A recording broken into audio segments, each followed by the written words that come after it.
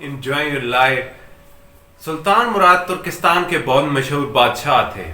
उन्होंने बहुत सी मस्जिदें तामीर करवाईं और उन्होंने एक मेमार की खिदमत हासिल की. मेमार ने जब मस्जिद तामीर की तो उन्हें पसंद न आई. उन्होंने मेमार के हाथ कटवाने का हुक्म सादिर कर दिया. जब मेमार के हाथ काटे गए तो वो रोता हुआ, चिल्लाता हुआ, चीखता हुआ काजी के पास पहुंचा. उसने कहा, अली जा, मुझे इंसाफ चाहिए. और जब काजी ने सुल्तान मुराद को तलब किया तो उसने हाथ काटने की सज़ा तजवीज़ की. लेकिन बाद में जो है वो मेमार ने माफ़ कर दिया और उसके हाथ काटने से पहले ही उसने कहा कि मैं, चूँकि एहसान का कहा गया, तो मैं एहसान करते हुए, अदल से एक स्टेप आगे एहसान करते हुए इसे माफ़ करता हूँ और इसके हाथ जो है वो मैं नहीं चाहता कि काटे जाएं.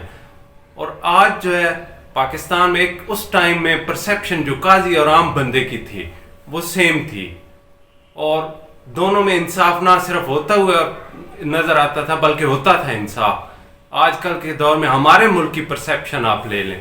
हमारे मुल्क में आज देखें तो मॉब लिंचिंग और स्ट्रीट जस्टिस हर तरफ नज़र आ रहा है.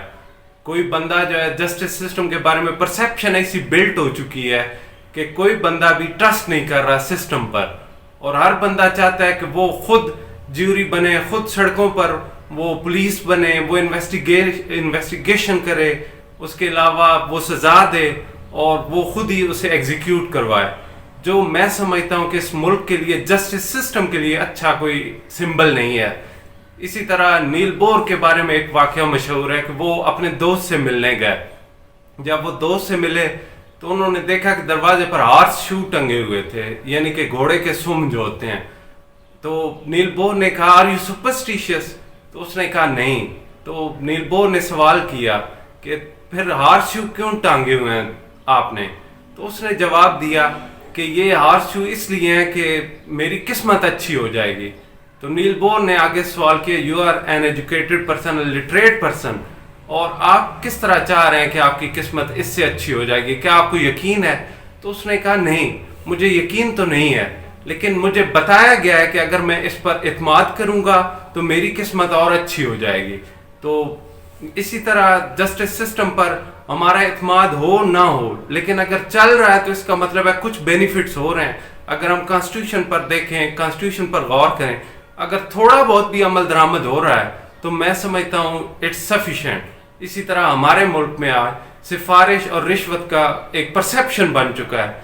कोई भी बंदा वो बात करता है तो वो यही समझता है कि कोई भी काम उसने करवाना है तो आइदर वो सिफारिश करेगा या रिश्वत देगा.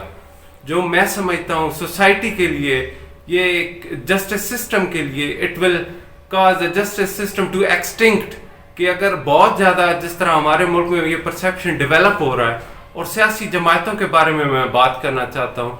जब सियासी केसेस जाते हैं तो आम परसेप्शन जो है, अगर एक पार्टी जीत जाती है तो वो कहती है कि जस्टिस हो रहा है, लेकिन अगर वो हार जाती है तो वो कहती है कि जस्टिस सिस्टम नहीं हो रहा बल्कि मफकूद है, हमें इंसाफ नहीं मिला. तो मैं समझता हूँ ये परसेप्शन जो डेवलप हो रही है बहुत लॉस करेगी, बहुत बड़े पैमाने पर तबाही आएगी. और उसके अलावा एक वाक़या जो हिस्ट्री में मशहूर है कि क्वीन ऑफ इंग्लैंड ने जस्टिस को 400 साल पहले बरतरफ कर दिया. तो वो ही टुक टू द पीपल, लोगों के पास गया और लोगों ने इतने बड़े पैमाने पर एहतजाज किया कि उसे बहाल करना पड़ा.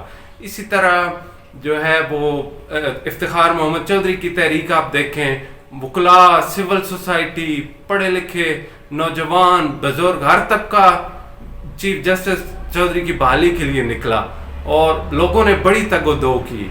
और जब बहाली हुई तो एक परसेप्शन थी कि शायद अब कुछ रिफॉर्म्स आ जाएं, लेकिन उसके बावजूद रिफॉर्म नहीं आए. तो जब तक ये जुडिशियल रिफॉर्म्स नहीं आएंगी, जब तक ये प्रेशर जो है ऊपर से ये ख़त्म नहीं होगा, जब तक फेवरेटिज्म ख़त्म नहीं होगी, हम एक अच्छी सोसाइटी नहीं बन सकते, हम ग्रो नहीं करेंगे, हम प्रॉस्पर नहीं करेंगे. तो मैं यही चंद गुजारिशात थी जो आपसे करना चाह रहा था. Thank you very much.